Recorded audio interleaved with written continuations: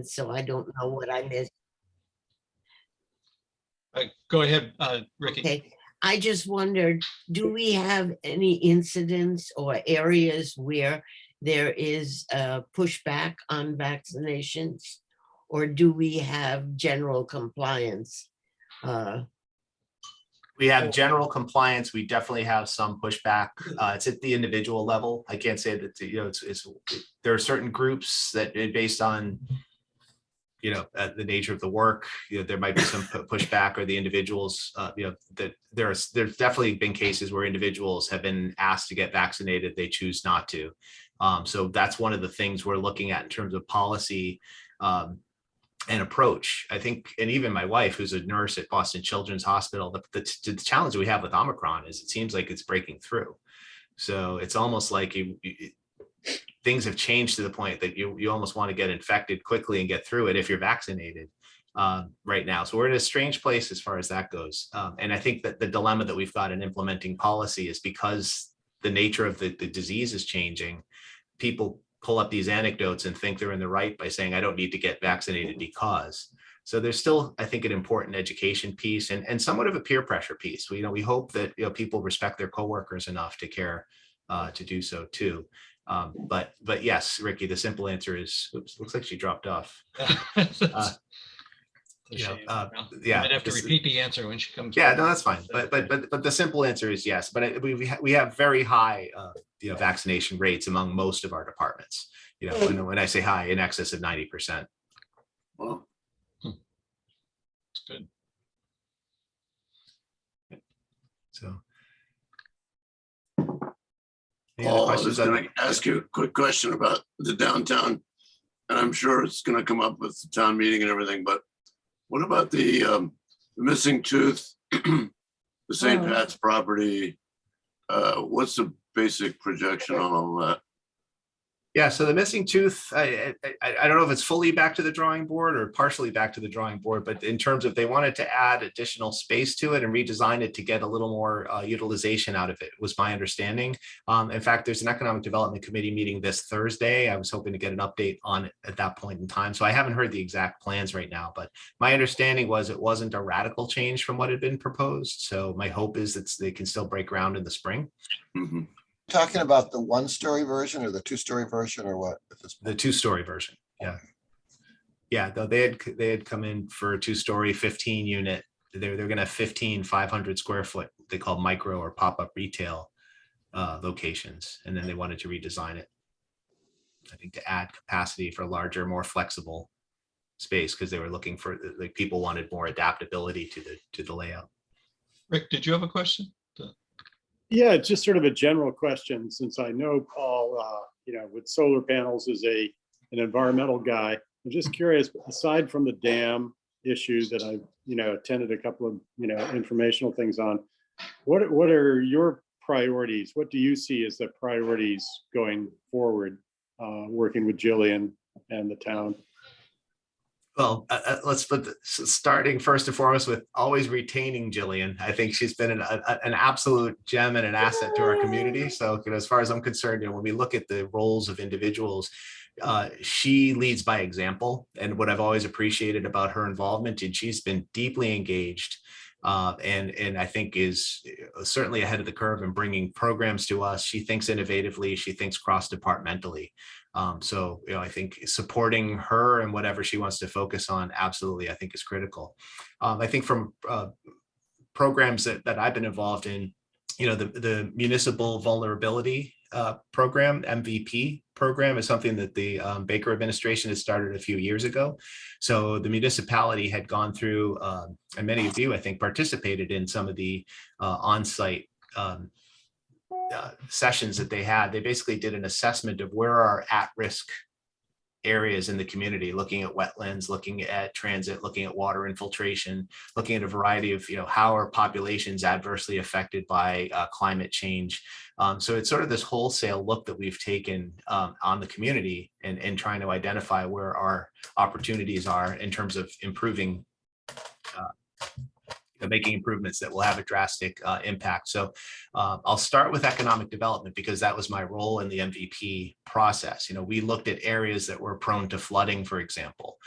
So there are a couple of areas up by the Golden Triangle, for example. The business park has a tendency to flood because of backflow into the sewer system up there. So when we look at the Golden Triangle improvement, we're looking at environmental impacts on our infrastructure decisions. But more general to your question about my personal priorities, obviously the water issue has been a big one. We're bringing the water back online to get the PFAS filtration system in place. I think the program that we've got for solarized Natick and putting heat pumps and subsidizing these programs for our community is a good one. As some of you know, I presented to town meeting when we tried to put the net zero, I guess it was a resolution, officially a resolution in front of town meeting a couple of years ago. In sort of adopting that. So my hope is, and I see it. I mean, the good news is I think we've got people in place that understand this long-term goal. When we make decisions about investing in fleet, when we make investments about aggregating electricity or sourcing electricity, I think what you're seeing is a operationalization of what we had hoped we'd see a few years ago. I know the superintendent and the town administrator talk about that, in terms of aggregate sourcing of power. The improvements we need to make as far as the community is concerned, I think really stem from making sure that there's also a layer of equity in the programs that we put in place. I think what's challenging for us when we talk about the equity issue and environmental issue together has been that a lot of rental properties are sort of at the whim of the owner of the property, and renters don't have as much control over things they can do in terms of filtering, in terms of solar electricity and the like. So, I had been involved at the Chamber of Commerce, for example, in working with Eversource, and they were trying to basically help small businesses, including small property owners, solarize. And we're trying to put the economic incentives in front of landlords to solar enable their apartments, so they could pass that savings on to, it could make for more affordable rents, and they could include utilities in there. So that was sort of a shotgun answer to the question, but I guess to summarize it, I guess it would start with water quality because that's an imminent one right now. Then it would continue with energy. And then lastly, with the vulnerability work, continue that work that as we progress with the economic development plans that are either being restudied or implemented, that we're making the changes we need to in terms of water, wastewater flow to make sure that we've got the right sort of infrastructure to take in water so the flooding doesn't become an issue on the roads that we're spending a ton of money redoing right now. Thank you. That's great. Thank you, Paul. You're welcome. Martin, and you're muted. Okay. Also, I want to talk a little about the Golden Triangle area, because I recall you made a rather rousing appeal to town meeting to fund the Contiguous Rail Trail based on economic development aspects. And nowadays, I look at the up near the Avalon and the Cloverleaf developments, and those people are among the prime users of the rail trail. And of course, there was no other open space. There were no other places for them to walk before the rail trail. So it seems to have worked, but the question is, what else can we do in that area? Because I'm trying to think, if I was a resident there, where would I buy pizza? Where would I go to a convenience store, or all that stuff? Is there, other types of things you can envision to make the Golden Triangle area really work for people? Yeah, well, I think that's what we're now studying. So we decided, rather than putting it to a vote of town meeting in the fall, the select board with the town administrator basically allocated some ARPA funding to fund the updated Golden Triangle study. We had conducted a joint study with the city of Framingham back in 2018. It was concluded, and that was the funding that I think you're referencing, $100,000 from a few years ago. We are going to be updating that. I think, where I see the opportunities, to be honest with you, are transformations of a lot of retail space into better mixed use and most likely light industrial type of utilization. So the trends that we see at the large scale are for life sciences, biotech, clean manufacturing. So I think there's some larger zoning changes that we need to consider in some of these older industrial or retail zone spaces. To your point about local small shops and the like, I think it's challenging up there because it's such a dense commercial district. To see a convenience store in the Golden Triangle, probably a tougher sell. But to get access to them, I think one of the things that I did see in the original study of the 2018 study is much more thoughtful pedestrian bike friendly layout of the spaces up there. And what was disheartening to me about it, to be honest with you, was there were a couple of larger employers that were, I guess, let's just say, didn't share our urgency about investing in some of those changes. So for example, you've got TJX headquarters up on Route 30, and TJX has the lion's share of tenancy in the Shoppers World complex.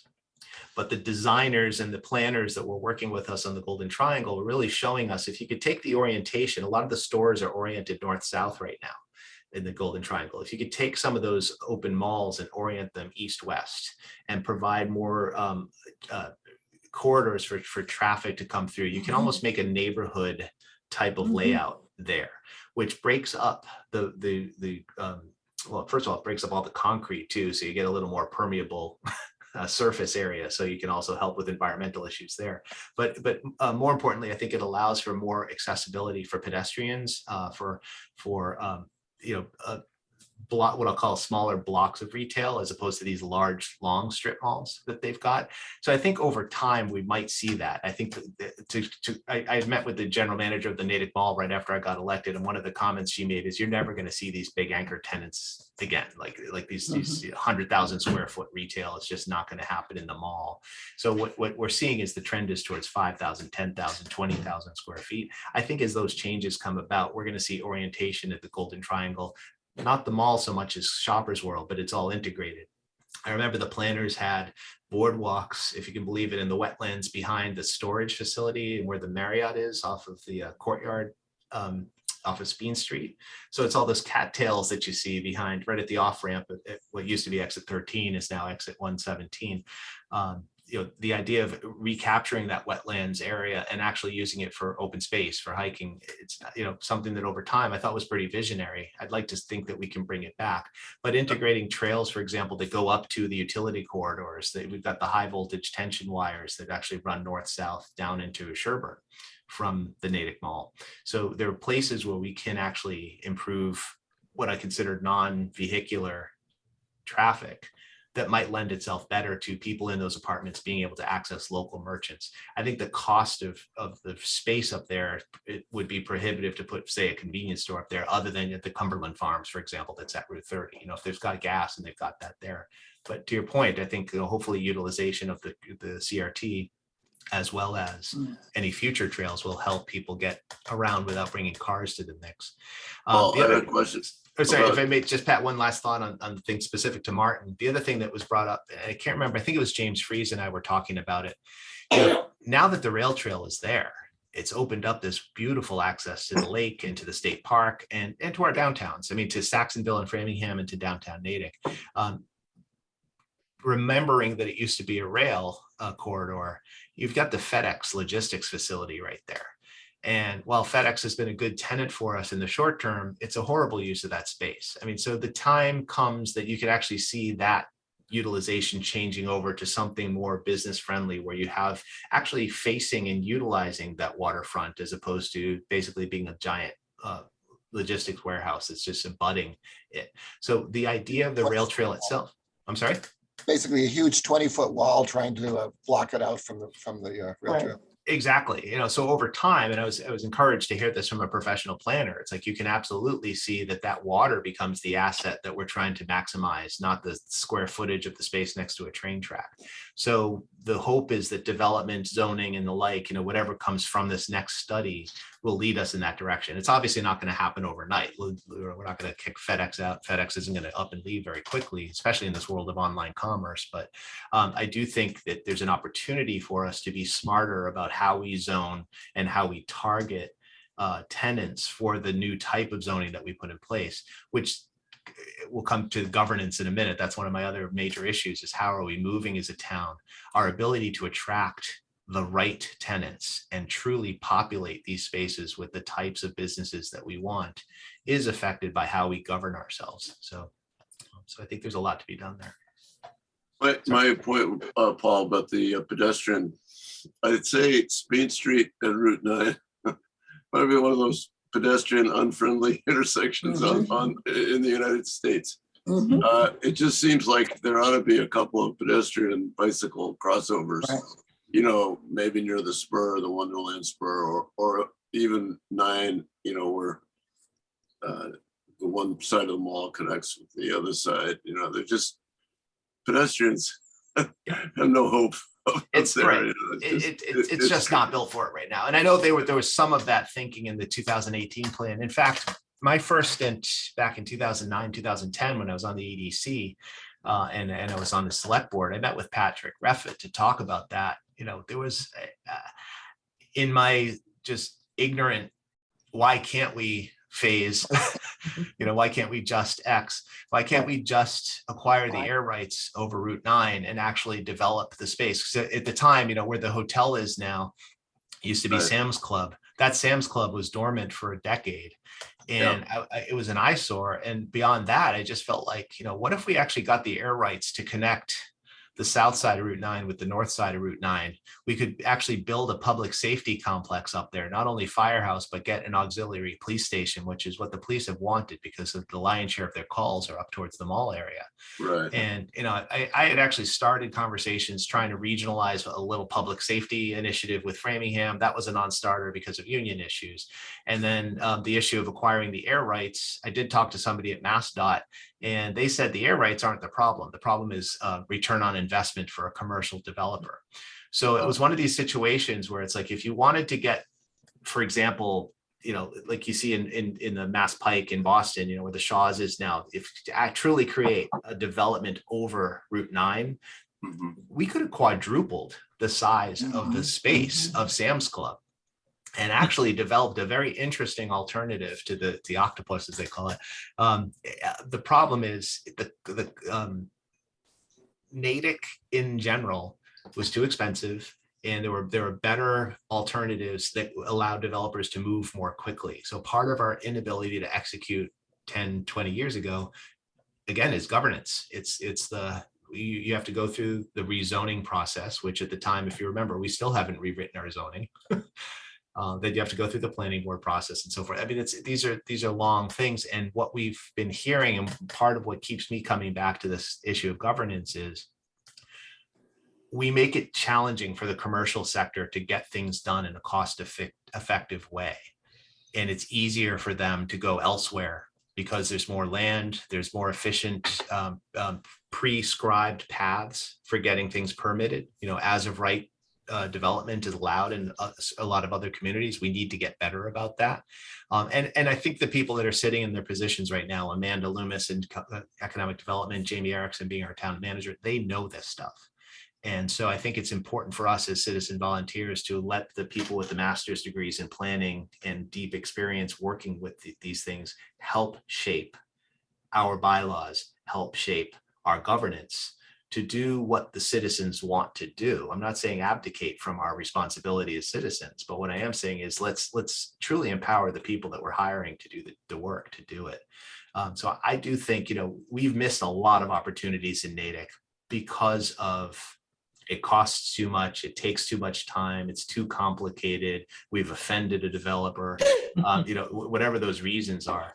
And I think those, I'd like to say they've changed a lot, but sadly I've heard similar anecdotes since I've been reelected. And I again would like to remind people, especially those of you running for town meeting, you know, to me, it's all integrated. I don't think it's an either or. I think you can have strict citizen oversight and control. You don't want commercial sector and commercial interests to run roughshod over our town for environmental reasons, for community reasons. If there's a whole bunch of reasons we don't want to get rid of our, what I'll consider oversight of that.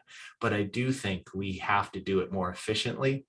And we have to empower the people that we've hired to do the work to actually do their jobs with minimal distraction from personal interests or, you know, pet projects and the like. We have a lot of what I'll call hobbyist politicians sometimes, and I think which is fine in terms of policy, but when they get involved in implementation, it causes problems. So, you know, and when we went through the town administrator hiring process, that was one thing that was very important to the town administrator applicants. You know, they need to be able to know where they stand relative to local oversight. they're concerned about being micromanaged. And I think we've got somebody in place here that not only knows our community, but knows his job. And now you've got John Marshall working with him that knows our community and his job. So we've got a really good team here. And I encourage people, which this is kind of a long-winded way to get around to my other, one of my pillars of my campaign, which was governance. I think we're in a position where we should consider changing our form of government. The select board actually did finally vote in December to assemble a government oversight committee or government structure committee. And our government structure, we're going to be, I think it's the meeting, let's see, so it's the 12th is this Wednesday. I want to say it's our meeting of the 19th that we're going to be starting to receive applications for people to join the town governance study committee. So I'll put that out there as a plug for those of you that are interested. We are looking for a broad group to really understand the alternative forms of government that could help us achieve our goals in a more efficient manner. So the options that are on the table are keep things the way they are. They are potentially change things slightly. If there's been talk about downsizing town meeting, but not getting rid of it altogether as one possibility. I'm a bigger fan. Frankly, I think we're ready. And from an operational standpoint, we're ready to be a city, but I think a lot of people in the community don't like the 4-letter word that is city. So I'm at least a strong advocate for the idea of a town manager.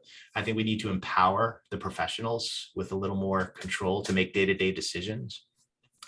And I'm frankly not a fan of the town meeting form of government in the sense that it slows down the process that's really important right now for getting things done. While people could argue it's better oversight, it's more control, if we have to wait 6 months to understand if we can rezone a spot for a developer to come in and change and improve something, we're going to lose that opportunity to rezone and develop something because the developer will move on to another community. So the slowness of the process that's required to get validation and vote sometimes from town meeting has cost us. And I also think, as I said before, we tend to debate things. We're all sort of armchair quarterbacking on a Monday at the expense of very good professionals. We did lose a professional, one of our department heads years ago, and I'll never forget hearing the phrase, if I never hear the phrase not ready for prime time again, I'll live a happy life.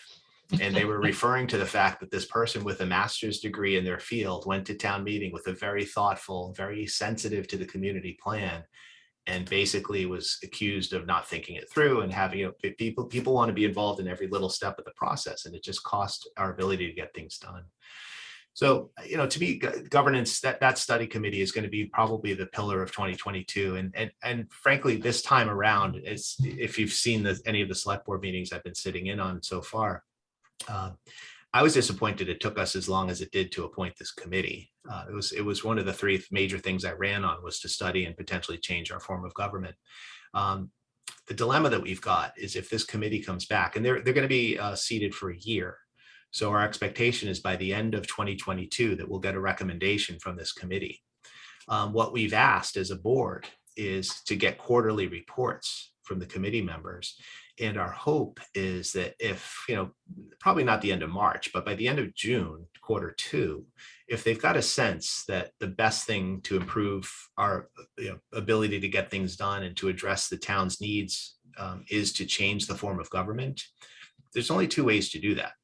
Either town meeting has to vote to do it and make it law, because that's our legislative body, or you create a charter commission, which is basically an elected process to have people run for and then propose a charter change, which would then go to the voters to vote on. That's a very long, multi-years process. And we've waited a long time to get here. So my feeling is if we can't tell by June whether or not we're going to be considering a charter commission, the dilemma that we've got is if you have to go on a ballot to have a charter commission, if we expect to do it in 2023, we really need to know by the second half of this year if we're going to move in that direction. So there's a little bit of a timing issue that I've got a problem with our committee being 12 months, because I'd like to see a charter commission or an initiative at town meeting dealt with sooner rather than later. If we have to wait till 2024 to seat a charter commission, they've got 18 months to do their job, and then it has to go on the next available ballot. You could be talking 2027, 2028 if we go through that long a process. So I'm hoping that we can get to a change of a form of government sooner than that. And like I said, for me, I don't think a more important initiative affecting everybody in the long term than that study commission right now. Paul, oh, go ahead. Oh, I was just gonna ask, you know, your comment of it 6 months being too long for a developer to wait. What do they consider a reasonable time period to get their zoning Well, changes or their permits or whatever? let's put it this way. If somebody wants to go into Marlboro, the city of Marlboro, they're going to walk into the Economic Development Corporation's office. Meredith Harris, their director, is going to show them all the available parcels that are ready to develop. They've probably got incentives already in place, and they've probably got, have already had a visit from the mayor. And so they're being sold, basically. You know, it's more of the issue of ease of doing business. As far as how long it takes, we've definitely had some cases where developers have felt that, you know, they should be able to do things as of right, but it's the way our bylaws are written that they have to be changed. And so to change a bylaw, you have to go to town meeting. So it's more that, and then you're not sure if you can basically say, well, we're going to do this, but you have to go to town meeting to get it approved. It's not a certainty that it'll be voted in favor at town meeting. So part of it's the uncertainty as much as the time. But to a specific time frame, Sarah, I can't really give one because it really is so project dependent. Yeah, But I I'm think just, I'm just the trying to sort comparison- out the difference between the timing of 6 months of town meeting versus, you know, whether town meeting categorically has to be the problem or whether there are changes we could put in place in our process. I'm just trying to sort out, you know, kind of where the problem actually lies, and do we have to get rid of that part of it to fix the problem, or are there other ways of fixing? I guess is what I'm trying to understand. And that's one of the charges for this committee. You know, we're going to study what are the limitations of what we've got. So they're going to actually study and talk to people about that process. So it'll be interesting to hear what they come back with. Anecdotally, I don't want to speak for anybody specifically, but I have heard from staff, they spend so much of their time preparing for town meeting, they can't do their day jobs, right? So the requirements and the requests that they get constantly from FinCom or getting ready for 2 annual town meetings and specials, if we have them, takes up the time that they've got and the resources they've got to do it during the regular course of their day. So there is sort of an operational impact of having to interact with town meeting through those layers. It's like when you go to town meeting, it's also all the pre-hearings and all of that, Yep. right? And so that's part of it. So I think part of it is just the 6 months, part of it's the interaction with staff. I think the other part of it is the planning board process. Frankly, you know, if I've known firsthand, you know, people that have gone to the planning board, and it's like, you know, the goal line keeps moving when they come back and forth. One of the major complaints we hear at the EDC is that, you know, we hear one thing, we hire our attorneys, we hire our architects, we make these changes, we come back and the rules change at the next meeting. And that's happened multiple times. So I think part of it is not necessarily structure, but it might be how we're operating within the structure. So, you know, do we have to change the structure or change the operators or something in between, the rules that they're governed by? It's probably some combination thereof. But I will say this, given the size of Natick and, you know, I think the needs that we've got to compete effectively in the next 20, 30, 40 years, you know, if it were easy enough to do business in Natick, we would have a very dense and high quality life sciences industry in place at the Golden Triangle right now. And it's just not. We're just zoned for 1950. And, you know, if I remember, I mean, I served on town meeting for many years. I stopped a few years back, but I even served currently a bit with my, oops. Sorry, the puppy just had, I don't know if it was a bad dream or if I rolled on his paw. But I remember, so we were talking about having the zoning bylaws rewritten by a consultant. Well, we were supposed to have that done back in 2012, I think it was. And then members of the planning board themselves were going to rewrite them. And then James Freeze got here as the director and he started rewriting some of them. So it's just been this ongoing, you know, evolution, if you will, but it's been such a slow process. The opportunity costs to Natick have been tremendous. And I think what we'll see is that will apply, or not apply, sorry, I have a pop-up window that blocked my view here. I think we'll see when we do the Golden Triangle study update, we'll hear from the commercial sector. And I think it's a perfect time to have this government study committee hear from different constituents, whether it's citizens, town meeting members, staff, and so forth. I did ask the town administrator in one of our public meetings, we obviously want input from staff in terms of what their perspective of our governance has been and how that's affected their ability to do their job for the good or for the bad. And he thinks he can get that feedback fairly quickly. So that's, anecdotally over the years and talking to people, I think that's one of the major morale killers in some ways for us is, again, you've got these professionals that do go and feel like they're being berated in multiple venues, whether it's at a FinCom meeting or town meeting itself in preparation and so forth. That I think it has been an issue, but we'll let the study committee do its job. I've shared it, my opinions on it a lot. So I'm clearly biased in terms of what I think the answer should be, but I'm completely open-minded to hearing their feedback. That said, if it looks like we're leaning in the direction of government change, I'd be inclined to start the petition to start a charter commission before the end of the 12 months and let the committee finish its job and give us basically a blueprint to give to the charter commission. So I think you can kind of do things concurrently if you kind of know where things are going. I think they'll have a sense of whether or not things have to change in a few months. I think the question is then what is going to take longer, because we have a lot of great examples, whether it's Amherst or Braintree or Franklin. There are different towns that have gone through charter changes over the years. Most recently Amherst, and Amherst looks a lot like us, that we can use to really accelerate the recommendations to the town if we do choose to change its form of government. They've gone to town manager forms, by the way. Paul, two things. One, I just want to be mindful of the time. We're past 10. A couple of folks have dropped off. We are trying to generally tailor our discussions to close to an hour, but obviously, we can continue past that a little bit. But Paul, I know you've got a hard stop coming up relatively soon too. You mentioned that you're taking applications to seat the committee now, I think. When does that process close? I'm wondering if it's realistic to expect that if we don't even have the committee members yet, that we're already going to know what direction the study is headed by the end of the first quarter, or certainly by the end of the second.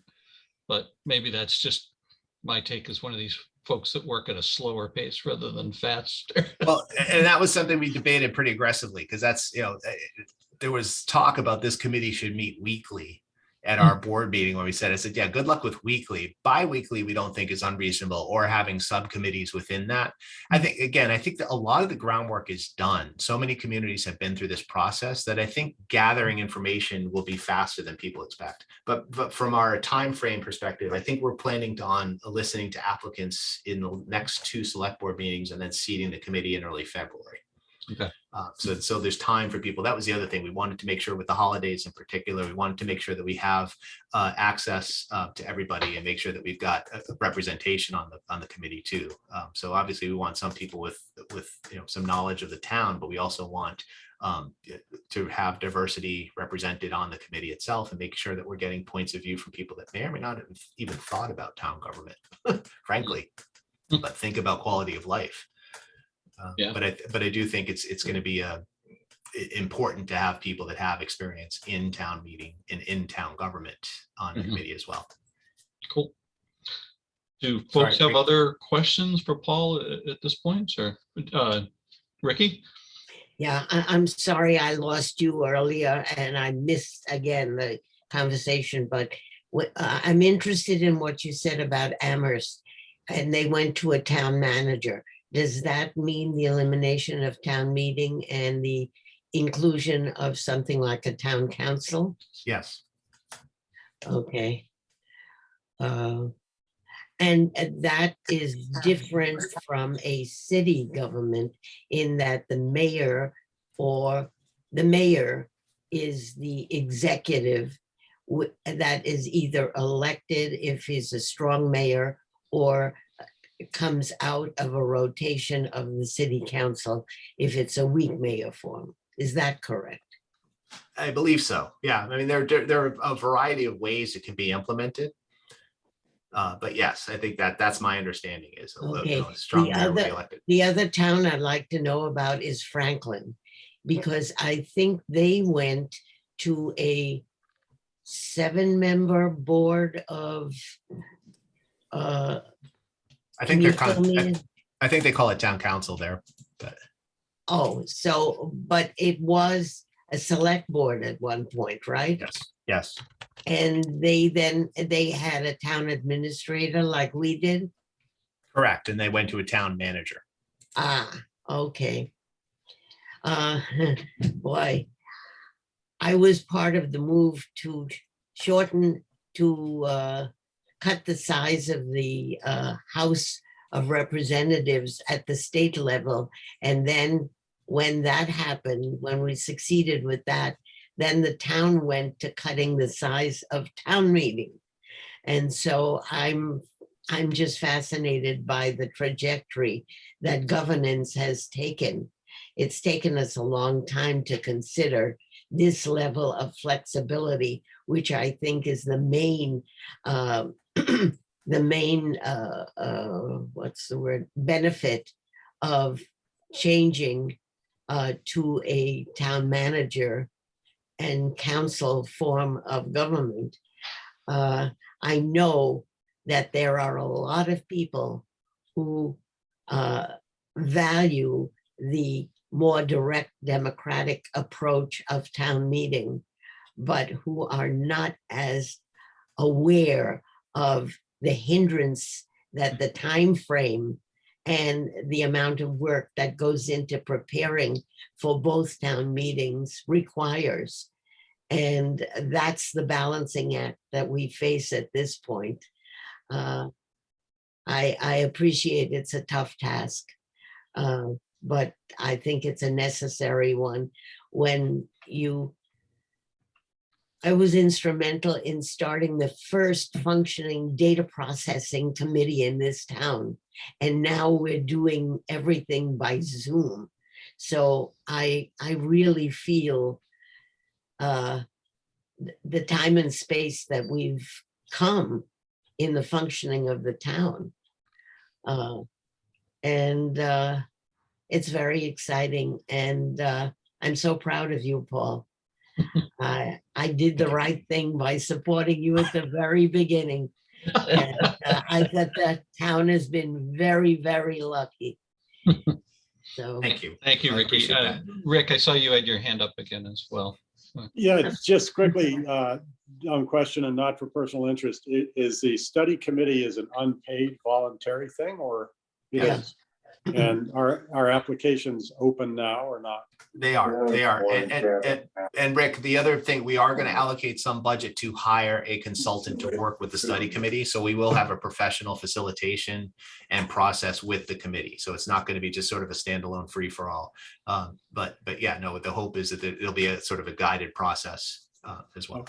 Thank you. And I'd second what Ricky said, is that I, being new to this, and your remark about, looking like a town zoned for the 1950s, the whole thing feels to me like change is happening just at a rate that cannot be kept up with.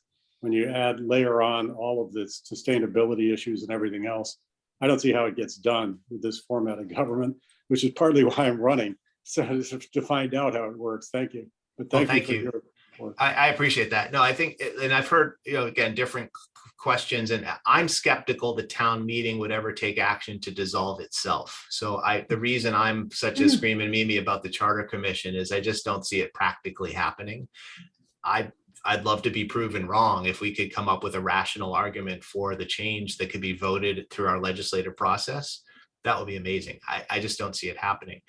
To the point about the more democratic process, I've heard equally, Ricky, that just because we've got, 18 representatives from each of the precincts, those 18 people do not necessarily interact with or represent people any more than one council. Like, think of it, if we had a council that had nine members with 9 precincts in town, they have to get to know their constituents and represent their district in a much more involved way.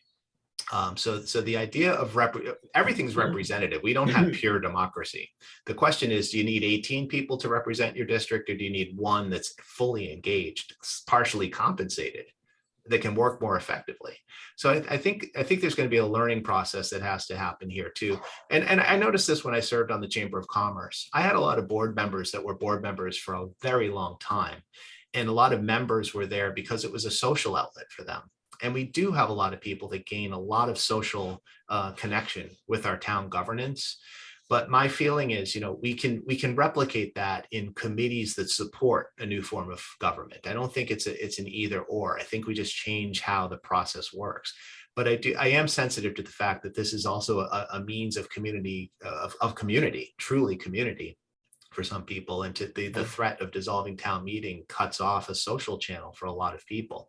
And that's not the intention here. The intention, to Rick's point, is we need to be more agile. We need to be able to respond to market conditions, and we need to be able to retain employees, the workforce of the next 20, 30 years, especially if we have to respond to environmental issues or things that come up. We can't afford the time. So anyway, I'm beating a dead horse, and I'm already pre-selling my solution, so I gotta stay neutral. Well, it's certainly pretty provocative. And Paul, I want to thank you for your time this morning. You've been a great kickoff speaker for us. Thank you. So I think as a reminder to folks, next week we will not have a Coffee with a Purpose because that's the day to celebrate Martin Luther King Day. There will be a Zoom-based program at 10 o'clock that day. I don't have the link for it yet. And I believe it'll also be on the local Pegasus channels as well. I think the question that's on everybody's mind right now, at least it's on mine, and therefore it should be on everybody's mind, is what is Pat doing with that stick? So Pat, if you could illuminate. I'm just making a few walking sticks for my super volunteers. Nice. And I just have a little workshop in my house. It's been, yeah, Bill. Paul, you had mentioned the 3 things that you were running on, and you covered 2. Can you spend 60 seconds on the third one? Sure.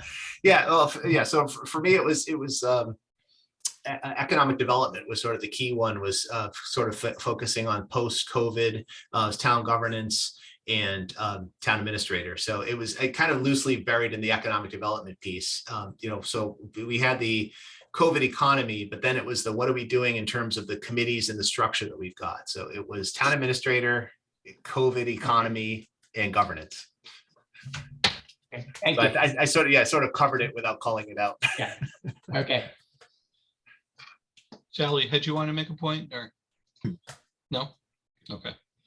And I'm noting, I just jumped to the town website to see if the position was posted for the volunteer position. I'm not seeing where it is. So I'm going to make sure that gets updated, and I'll, if anyone's interested in the town governance study committee, I can send an email to this group with that link. I'm not seeing it yet.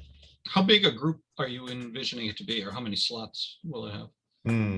To be honest with you, I don't remember the exact number. I want to say it was 9. It's either up to 7 or up to 9. Cool. Well, again, thank you. Ricky, the quick answer to your question, by the way, was, I think Paul was saying that our vaccination rates are very, very high here in Natick. You were asking about the status of that. Yes, For yes. What do we do if someone refuses to get vaccinated? But they're in contact with the public, they work for the town or something. What's our rejoinder? So we are in the process. We haven't finalized the policy. We've been back and forth with the attorneys on it. I was saying before, Ricky, when you dropped out, unfortunately right now, obviously the select board only has purview over a certain number of employees or people that interact with the staff. We have none over elected officials or committees or people that volunteer. Status right now is it's voluntary to demonstrate how, but we're basically trying to adopt a mandatory vaccination policy among the employees that we have direct oversight for. The problems have been legally, these are being challenged at the state and the federal level. So in a lot of ways, we're waiting to hear back on what the rulings are, because we've got specific deadlines where employees will need to show proof of vaccination. The vast majority of our employees are vaccinated, and we're kind of relying on peer-to-peer pressure, if you will, to kind of Right. guide, as I said, the golden rule stuff Yeah. is a big part of it. But right now we don't have recourse for any kind of removal or any kind of action until we adopt that policy. So the policy is still in process. I know the town administrator has been working diligently with the union heads of the affected unions. And for the most part, departments are, 80 to 90% or more compliant, some more than others. Well, I know that the Board of Health was terrific oh, jeepers, what did I do now? Yeah, we can hear you. You're you good, good? Vicky. Yeah, they were terrific in getting shots. They cooperated beautifully with the Housing Authority, and we got we had more than 200 people vaccinated in one day, and they also had the second shot available for our tenants. And I'm just wondering if we have established a testing site in Natick for people who need follow-up. If they've been exposed, is there a town mechanism for them to get checked through the Board of Health? To be honest with you, I don't know what the updates are from the Board of Health, like most recent. We were talking about Omicron in particular. It's proliferating so rapidly. Yeah. It's hard to tell. The last conversations we had in session with the town administrator were that we've been looking at, potentially in the short term, having rapid testing, have a contract in place for employees to go to, for example, a CVS or a private lab to get tested. And we would basically contract that service as a town. So we're looking at ways to potentially use ARPA money or use some of the funding that we've got. Now, would that be for support. residents as well, or? That's just specific to employees. Yeah. That's specific to employees. Yeah. So as far as the Board of Health and what they're doing for the community at large, I don't know. I know that given the shortages of supply right now, that's been a big issue. I'm hoping that works out, but honestly, they're ahead of that stuff. I hear about it a week or two after the fact, in a session. We might get copied on an email, but it's not something that I'm looking at day to day.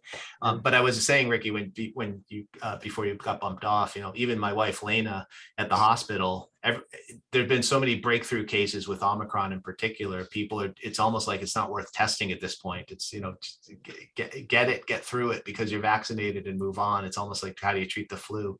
I myself, I've got a coworker who's basically right now he's been down for 4 days with Omicron. He's been vaccinated and boosted. So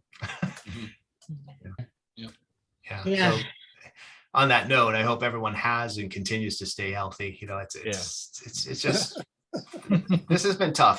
The things I'm monitoring and the things I try to also get involved in are schools. I've seen some teachers posting a lot of stressful things on Facebook and community members. There's just, we really need, I'm appreciative for the people we have working in the town right now, because I think we have a good core team. But I think the compassion and the sort of empathy that we need as a community right now has never been higher. I think we're all exhausted from this. And I do really appreciate this group so much for being thoughtful and engaging in these conversations. And You had your hand raised. Yeah, just to tell Paul that I went on natickma.gov and you go Town Governance Study Committee on the search, it'll pop up. Oh, it did come up. Oh, good. Okay. Excellent. I didn't get it this show. Okay, great. I just want to use this opportunity to thank Pat again for initiating this group and for keeping it going as long as he did, and for now being part of our audience, being part of the peer group. And I want to thank Doug and Sarah for picking up the ball and keeping us going. It's been a wonderful, wonderful outlet for community, as Paul says, and it's something we desperately need. And it's something that we need to keep going, and we need to enlarge. And the one last thing I would ask is that email with the phone numbers of all of you guys, because when I couldn't get back on the call, I tried to call Carrie, I didn't have Doug's phone number. I didn't have Martin Kessel's phone number, which amazes me. I don't know how that happened, but there are a lot of you that I would like to reach out to, and I don't have a way of contacting you. So please, please, please send out that list of phone numbers and emails for each of you. I Okay. did Yeah, send you the list. I don't of think I ever email. had phone numbers. That's Yeah. something I was Yeah, but almost just you've- a pure but you- email list. Hey, why But don't we you've have one got, person you've got a follow- dinosaur amongst you who lives on phone numbers. That's me. Okay, so I need the phone numbers, please. We'll try to get you at least some of them, Ricky. I did send the Thank you. email addresses to Jay's address. Thank you. Yeah, so Doug, do you want to coordinate? Shall we send our phone numbers to you so we don't like send them to 20 people? That would be terrific. Yeah, Yeah. and I do actually just want to point out, it's not just myself and Sarah, Bill and Martin and Rick and Sally are all helping to keep Coffee with a Purpose going. I'm just taking the first scheduled stint as moderator. That's all. So Oh, Doug, by the way, I got David Linsky to agree he will come as a speaker on Right. Valentine's Day, February 14th. oh, excellent. Nice. Very, very Thank you, good. Ricky. Good Thanks. job, Ricky. You didn't promise him chocolates or anything, did you? I think he thinks that's my job. On that note, though, and I do see Rick has his hand up, but respectfully, I thought John Marshall would be a very interesting guest speaker as well. Yeah. Yeah, Um, Yeah. You know, he Definitely. brings such a great perspective, and it'd be great to hear what he's seeing coming back into town.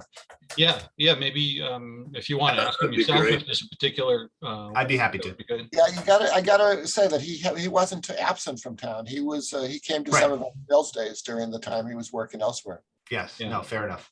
Thank you. Doug, do Yeah. you want to announce who you've got lined up for the next couple of weeks? You do have a pretty Yeah, good. yeah, Yeah. we've got our January list all set. As I mentioned, next week, Martin Luther King's, we won't have a session. On the 24th, we'll have Deborah Mitchell giving us an update on Natick Black Lives Matter. And then on the 31st, we will have Elaine's son, Josh, coming to talk to us about the rail trail and their amazing New Year's Eve event, as well as other things. In February, at the moment, we've got Cody Jacobs, is that his name? Yeah. As one of Yeah. the select board candidates will be speaking to us at the end of the month. And now, courtesy of Ricky, we'll have David Linsky speaking halfway through. That's who we've got confirmed at this point. We've got a lot of great. The other Potentials. thing, the other thing is Bruce Evans said he'd be glad to come and speak. We just have to give him a date. Okay, great. I'd like to see those candidates for select board as early as we can get them because, well, I don't need to explain why. Yeah. Well, So- the 7th or the 21st are both open in February. Do you want to ask him if? No, Okay. not February. Not And we have one February. further candidate. What's the third candidate? Catherine Coughlin. Catherine There are Coughlin. two. There Yeah, are you should have two. her too. Yes, definitely. I will reach out to her and try and get her. So what dates do we have open?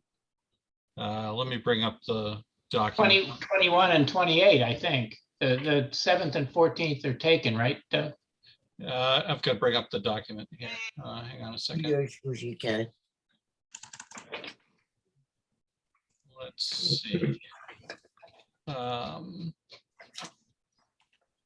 I've got the 7th and the 14th open. The 21st is actually President's Day, so we weren't going to do that. I thought And I we've got got, well, in the Cody. 14th, I'm sorry, David Linsky. I thought we got the 7th was Cody Jacobs. Didn't I? No, book him? the 28th, you told me. Okay, I'm sorry. Thank you. Yeah, Cody is the 28th. February 28th. right. David Linsky is the Okay. 14th. The 21st is President's Day, so we won't do it that day. So the 7th, February 7th would be a great day for Bruce. Okay, I'll get Bruce for this or Catherine for the 7th. Okay, great. Then you might, whichever one you get for the 7th, get the other one for the first week in March. Yeah, which Right. interestingly would also be the 7th, just the March of the 7th. Is there any way that we can move Josh to the 1st of March? Because his talk is not time dependent, but the candidates are. Yeah, I could ask him if he would, the 31st was the first one he was available, but I'm sure he wouldn't mind Oh. further out. Well, okay, if you could do that, I think that would be a good move. Okay. And that would free up what date? That would free up the 31st of January. Okay. January 31st. So I will try and get Bruce and Catherine Bruce for the 7th of February and Catherine for the 31st of January. Okay, Okay, so don't, put anybody else in those slots. And Yeah. if you could move Josh, that would be great. yeah. Excellent, Okay, good. cool. All right. All All right. right, I well, gotta run. thank you all. Rick has his hand up. I wasn't Oh, sure. I if sorry, I was Josh was- just gonna ask Tom if he would send the link to us or post it or something to the application for the study committee. Oh, I put it in the Lieutenant's already chat. done it, or Paul has now done it, yeah. Oh, It's he's in done the, it. it's in the chat for this. I will capture that Okay. too and send it out in a Thank you. email to But everyone. anyway, Rick, if you go to natickma.gov, it just put in town sustaining Governance. government study committee. It'll point to that area, and then in that area, there's a link to the application. Okay, thank you.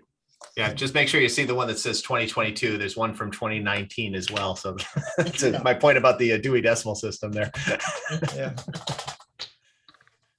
Great. All right. Okay. Well, thanks again, everybody. Appreciate it. Great, Thank you. Happy so New much. Year. It was Really wonderful. informative. Happy New Year. Happy yeah, New Year. yeah, Wait, all right, Thank you all. bye-bye. That was interesting.